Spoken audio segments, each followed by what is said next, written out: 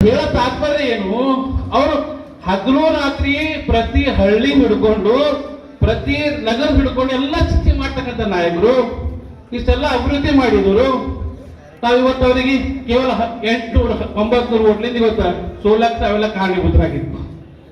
ಇವತ್ತು ಅವ್ರು ಯಾವ್ಯಾವ ಸೋತಾರ? ಅವ್ರು 1200 ಓಟ್ಲಿಂದ ಸೋತಾರ. ಗೆದ್ದಾರ 35,000 ಮ್ಯಾಗ ಓಟ್ಲಿಂದ ಗೆದ್ದಾರ. ಇದು ಇತಿಹಾಸದ. ಆದ್ರೆ ನಾವು ಮುಂದೆ ಬರ್ತಕ್ಕಂಥ ಜನಗಳು ಎಲ್ಲರೂ ಜಾಗೃತ ಆಗ್ಬೇಕು, ಸಂಘಟಿತರಾಗಬೇಕು. ನಾವು ಕಾರ್ಯಕರ್ತರೆಲ್ಲರೂ ನಾವು ವೈಮನಸ್ಸುಗಳು ಬರೀಬೇಕು. ಇವತ್ತೇನಾಗೈತೆ ನಮ್ಮ ಪಕ್ಷದಾಗಂದ್ರ ಬಹಳಷ್ಟು ವೈಮನಸ್ಸುಗಳು ಅದಾವ. ಒಂದೊಂದು ಗ್ರೂಪಿಸಮ್ ಬ್ಯಾರೇನೆ, ಒಂದೊಂದು ಗ್ರೂಪಿಸಮ್ ಬ್ಯಾರೇನೆ. ಅರೆ ಗ್ರೂಪಿಸಮ್ ಮಾಡಿ ಏನ್ ಮಾಡೋದದ? ಯಾವ ಗ್ರೂಪ್? ಎಲ್ಲ ಗ್ರೂಪ್, ಎಲ್ಲ ಹಳ್ಳಗಳು ಎಲ್ಲ ಇದು ಹೋಗಿ ಮತ್ತೆ ನದಿಗೆ ಸೇರ್ಬೇಕಾಗ್ಯದ. ನಾವೆಲ್ಲ ಹೋಗಿ ರಾಷ್ಟ್ರೀಯ ಪಾಟೀಲ್ ಅವ್ರ ಅಂಡರ್ದಾಗೆ ಸೇರ್ಬೇಕಾಗ್ಯದ. ನಮ್ಮ ವ್ಯಕ್ತಿಗತ ಭಿನ್ನಾಭಿಪ್ರಾಯಗಳು ಬಿಟ್ಕೊಡೋದಲ್ಲ. ಆಯ್ತಪ್ಪ ನೀನೇ ಮಾಡ್ತಿ, ಮುಂದಾಳನ್ನು ವಹಿಸ್ತೀವಿ ಮಾಡು. ಯಾರು ಮಾಡಲಿ, ಪಕ್ಷಕ್ಕೆ ಟೈಮ್ ಕೊಡೋರು ಮಾಡಲಿ, ಕೆಲಸ ಮಾಡಲಿ, ಪಕ್ಷ ದುಡಿಬೇಕು. ಈ ರೀತಿ ಕೆಲಸ ಮಾಡಬೇಕು. ಇವತ್ತು ಭಾರತೀಯ ಜನತಾ ಪಕ್ಷದವರು ಇವತ್ತಿಂದ ನಿಮ್ಗೆ ಯಾರಿಗಾರ ಗೊತ್ತಿರ್ಬೋದು, ನಿಮ್ಗೆ ಎಲ್ಲ ಇವತ್ತು ಏನ್ ಮಾಡ್ತಾ ಇದ್ದಾರ? ಊರಾಗ ಸಂಘದ ಶಾಖೆ ನಡೆಸ್ತಾ ಇದ್ದಾರೆ. ನಮ್ಗೆ ಸಂಘದ ಶಾಖೆ ಬಗ್ಗೆ ವಿರೋಧ ಇಲ್ಲ.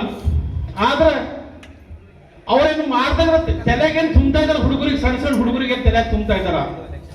ಒಂದ್ ಜಾತಿ ವಿಷ ಬೀಜ ಬಿತ್ತೋದು, ಜಾತಿಗಳ ಮಧ್ಯೆ ಜಗಳ ಹಚ್ಚೋದು, ಮತ್ತ ಏನೋ ಒಂದು ಕಾಂಟ್ರವರ್ಸಿ ತಯಾರು ಮಾಡೋದು, ಇಂಥ ಕೆಲಸಗಳು ನಡೀತಾ ಇದ್ದಾವೆ. ಮುಂದೆ ಬರ್ತಕ್ಕಂಥ ದಿನಗಳಾಗ ಇನ್ನೂ ಅವ್ರು ಹೆಚ್ಚಿನ ರೀತಿಯಲ್ಲಿ ಮಾಡ್ತಾ ಇದ್ದಾರೆ. ಆಯ್ತು, ಅವ್ರು ಪ್ರತಿಯೊಂದು ಕಾರ್ಯಕರ್ತ ಎಷ್ಟು ನಿಷ್ಠೆಯಿಂದ ಕೆಲಸ ಮಾಡ್ತಾರೆ ನೀವೆಲ್ಲ ಅರ್ಥ. ಯಾಕಂದ್ರೆ ನಾವು ಕೂಡ ಅದರಲ್ಲಿಂದ ಬಂದವರಿದ್ದೀವಿ. ಆದ್ರೆ ಅಲ್ಲಿ ಪನ್ನಾ ಪ್ರಮುಖ್, ಪೇಜ್ ಪ್ರಮುಖ್, ಬೂತ್ ಪ್ರಮುಖ್, 1 ಬೂತ್ 20 ಯೂತ್ ಕೆಲಸ ಮಾಡ್ತಾರೆ. ನಾವಿಲ್ಲಿ ನಾವು ಕೂಡ ಆ ರೀತಿ ಸಾಹೇಬರಿದ್ದಾಗೆಲ್ಲ ಮಾಡಿರ್ಪ.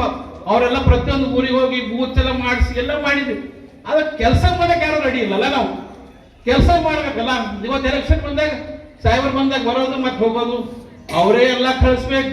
ಪಾಂಪ್ಲೆಟ್ ಅವರೇ ಕಳಿಸ್ಬೇಕು, ಪಿನ್ ಅವರೇ ಹೊಡೆದು ಕಳಿಸ್ಬೇಕು, ಬ್ಯಾಲೆಟ್ ಪೇಪರ್ ಅವರೇ ಕಳಿಸ್ಬೇಕು, ಎಲ್ಲ ಅವರೇ ಕಳಿಸ್ಕೊಟ್ಟಿದ್ವಿ. ಹೋಯ್ತು ಮನಿತನ ಕೊಡ್ಲಕ್ ಆಗಲ್ಲ.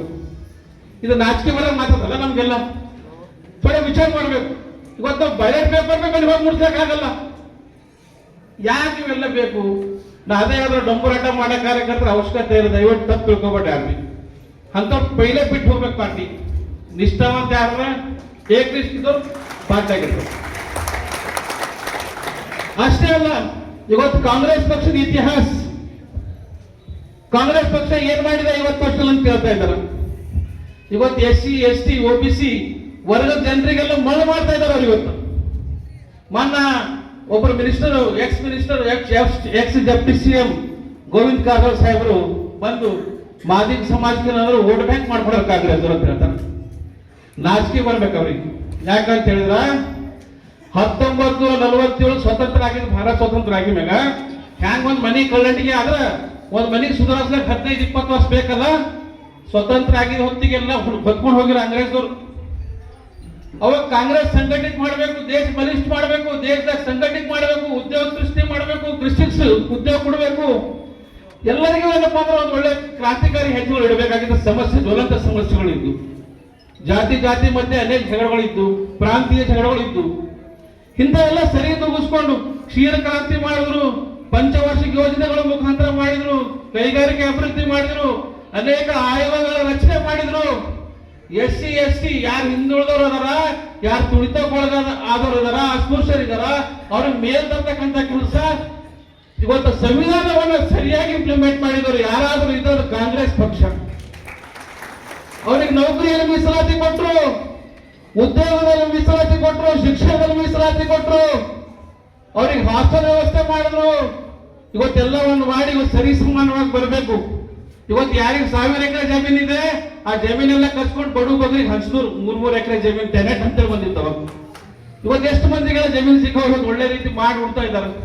ಇಮ್ಯಾಜಿನ್ ಮಾಡಿ 2014 ಪೈಲೆ, 2014 ಮುಂಚೆ ಒಂದ್ ವೇಳೆ ನಾವು 50 ವರ್ಷದ, ಇವತ್ತು ಏಜ್ 47-48 ವಯಸ್ಸಿದೆ.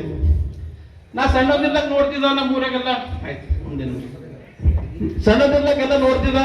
ಅವಾಗ ಏನಂದ್ರ ಎಲ್ಲ ಊರಾಗ ಗುಡಿಸಲೇ ಇದ್ದು. ಆದ್ರೆ 2014 ಪೈಲೆ ಪ್ರತಿಯೊಂದು ಗ್ರಾಮ ಅಭಿವೃದ್ಧಿ ಆಯ್ತು. ಇದೆಲ್ಲ ಬಿಜೆಪಿ